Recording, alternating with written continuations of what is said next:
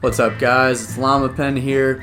EA released a half-hour long video the other day doing a deep dive on the World of Chel improvements that we're going to see in NHL 22. Obviously, the closed technical test just started. I actually didn't get a code, and obviously they don't let you upload or share any footage from the technical test anyway, so I'm not going to be showing that here. But based on what we saw in the deep dive video, I have some thoughts right off the bat. I'm not going to spend too much time on this one. There's a new party widget, so it seems like a good idea. This is going to allow you to stay in the same group as the people on your team for World of Chel. It's just a small improvement, but if you're going from 6s to 3s, you guys will all be together through that process. You don't have to keep sending out invites or jump from page to page to make this happen. This is all going to be on one widget, so I think that's a good idea. It's like I said, it's not a huge deal really, but it's going to make that process simpler, so I'm here for it. On to what is really the main attraction this year for EA SHL and World of Chel is custom loadouts. So it seems like this is kind of the main selling point this year, at least for EA SHL players, and I gotta say I'm pretty excited for it. So to me, this is no small deal. It's going to allow for more customization for your skaters in EA SHL, which is going to allow for more creativity and more unique skaters, which should just be more fun.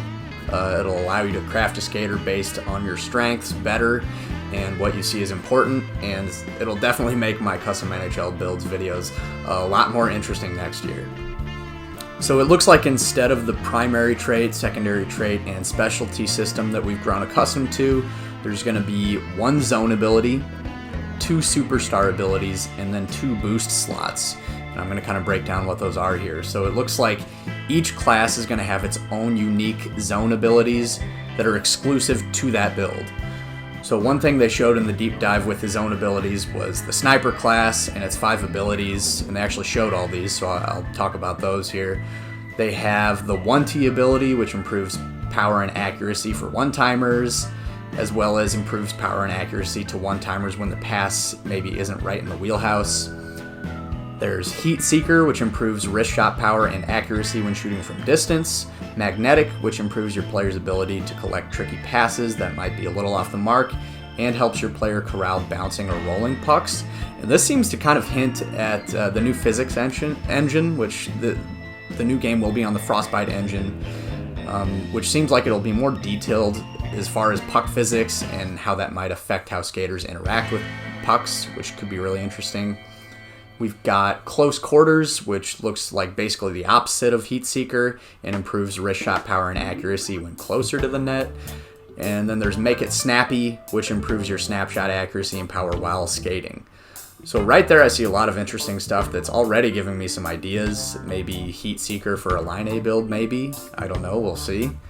They also showed the Grinder's zone abilities, which include No Contest, which improves the Grinder's already strong ability to win pucks, Stick 'em Up, which improves your stick checking ability, Total Eclipse, which improves your ability to screen goaltenders, Crease Crasher, which seems basically like the rebound specialty in previous years, and Big Tipper, which seems basically like the deflection master specialty. Superstar abilities seem to basically be traits that are not exclusive to classes. So I did see some zone abilities here. So just because you're a class that might not have a zone ability that you really liked from another class doesn't mean you can't get that. You just have to grab it from the superstar abilities. Here we saw most of these abilities. Ankle Breaker lets you deke better at top speeds. Puck on a String helps with toe drags and stick handling at top speeds, as well as makes you very good at deking when skating slowly. Big Rig improves strength and agility when using Puck Protect and driving the net. Thunderclap improves slapper power and accuracy when shooting from the point. Off the Rush improves shot power and accuracy when taking slap shots while skating. It's Tricky improves your ability to perform trick dekes, which I assume are the more fancy dekes, behind the back one-hander, Zetterberg, that kind of stuff. And also improves your shot accuracy after performing them. Seeing Eye improves shot accuracy and power when the goalie is being screened. Shutdown improves your ability to defend when in one-on-one situations, improving your stick check, shot blocking, and hitting strength in those one-on-one situations. Seems like it could be really good for defenders, especially in threes. Back at you improves your ability to reverse hit, which sounds really interesting, as reverse hitting hasn't ever been a function in this game as far as I can remember. Truculence seems to make you better at giving and taking hits. Yoink improves your stick lifts. Bouncer makes you better in net front battles. Ice Pack helps you block shots better. Quick Pick improves your puck interceptions. And Unstoppable Force helps you hold on to pucks better. Some of these are really specific, and I saw a few of them that even seem a little redundant, but I like that they are specific because we have more slots now, so maybe something before that you felt like, well, I don't want to waste a slot on this. You know, we have more ways that we can improve certain skills now, so it's not going to be as big of a deal to spend a slot or a boost on, you know, something very specific that you aren't going to be using all the time. But I can also already see some of these that it seems like probably won't be used by anybody, and some that, you know, are going to be used by everyone, but it's all really going to depend on what position you're playing, what type of game you like to play, and the dynamic of your team as well. So finally, and I say finally because myself and so many other people in the community have been begging for the return of this feature, is the attribute point system.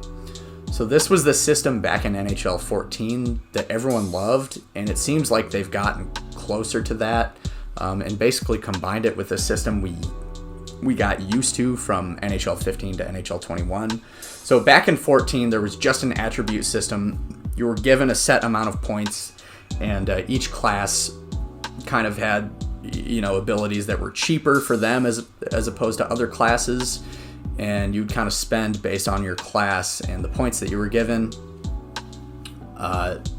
There also was a system back then where you could you could add like flat boosts.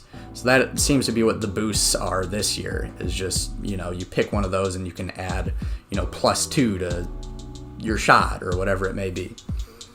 So each player has 5 attribute categories. You've got technique, which includes shot accuracy, speed, balance, and agility. Power, which includes shot power, acceleration, puck control, and endurance. Play style, which includes passing, offensive awareness, body checking, stick checking, and defensive awareness. Tenacity, which includes hand-eye, strength, durability, and shot blocking. And finally, tactics, which includes deking, face-offs, discipline, and fighting skill. And that one definitely jumped out at me as far as face-offs, because we haven't been able to improve that or have it decreased by any traits or specialties for a couple years now. So it looks like you'll be able to improve your face-off rating now, as opposed to just, you know, picking a class that has a higher face-off rating.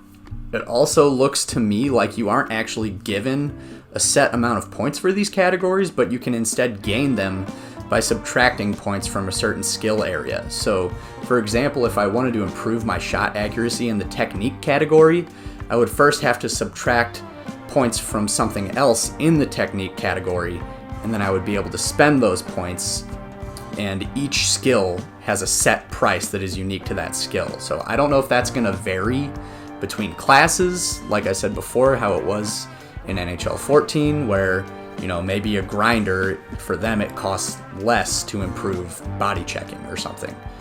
So I wasn't able really to determine that, but I guess we'll see. It also appears that there's going to be a minimum and maximum rating for each skill, and once again, it's kind of unclear to me whether that's going to vary between each class. So once again, we'll see, I guess. So that's basically the new attribute customization system. Initially, my thoughts were that it seemed overly complicated and just like too much, but I think that's just because it's new. I think once we get used to it, it's going to be really cool. And, you know, not just for me as a content creator who really likes to tinker around with class customization and player customization. I think it's just going to make the classes more unique to each player, and I think that's obviously good, right? I will say I still think the NHL 14 system is better, and we'll see how this system works out, but I just think the simplicity of just like, here's 500 points, pick your class, and then you can spend those points wherever you want, and you can add a couple boosts, is just so much simpler and easier to digest. But I can't act like that system didn't have its flaws too. There were definitely like some really cheeky builds back in 14 that were just really OP, and I think the unlocking system really kind of like priced out or like discouraged new players from playing EASHL, because it basically, you're playing with a dog shit player when you first get the game against dudes that are maxed out. Like, it can be very overwhelming, and a lot of times it wasn't fun, like when I first started playing that game. So if the unlocking system is anything like it has been in the last couple years, I don't think that'll really be a problem. So like last year, there were traits and specialties that you had to work to unlock, but you didn't have to like max your player out to get certain basic traits and specialties that you need to survive. So that's basically my thoughts on it. I think this is an improvement from years past, for sure. Now I'm going to talk about a couple things that I would like to see added as far as gameplay. It's just one or two things here. So require user input for abilities that currently do not require any action from the user. So this means auto saucer passes, which based on some of the abilities that we saw is still going to be a thing. There's even an ability that boosts your ability to auto sauce, which I think is a horrible idea. Get rid of these. So if you don't press a button, you shouldn't get anything. So get rid of auto saucer passes, get rid of batting pucks out of midair, deflecting pucks, catching the puck out of midair, certain goalie desperation animations that you get when you don't press anything. I want all these to require a button press or a function from the user, and this could be so simple to do. I feel like there's buttons that as a skater you don't even use. I mean, square on PlayStation isn't doing anything right now. Make that the button that you press to deflect or catch a puck out of midair or bat the puck out of the zone.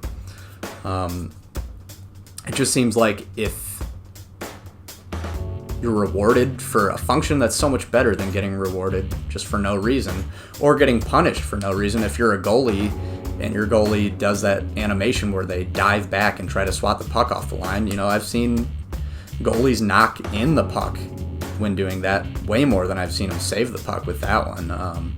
So just, take away these automatic animations that just happen for no reason.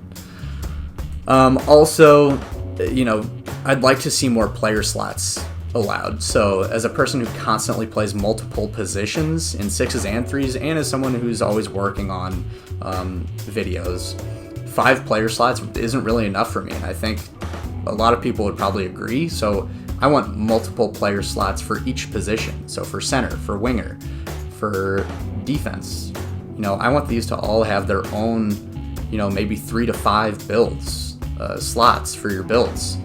And I think especially now that player customization is even more in depth and allows for so much flexibility and variation with player types, this is needed now more than ever.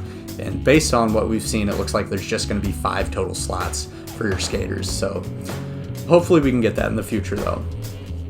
Also, there's just a little thing, but just get rid of shadows on the outdoor rinks and drop-ins. Nobody wants it. Nobody enjoys it. It interferes with the gameplay and your ability to play the game properly. So it's really just that simple. Other than that, thanks for watching this video, guys. I'm pretty excited for 22 now that I've seen this video.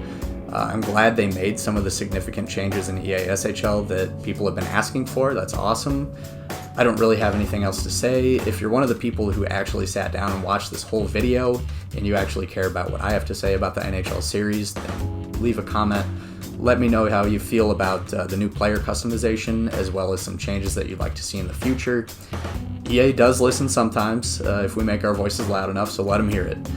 Anyway, I hope you guys enjoyed this video. I'll see you in the next one, and bring back GM Connected.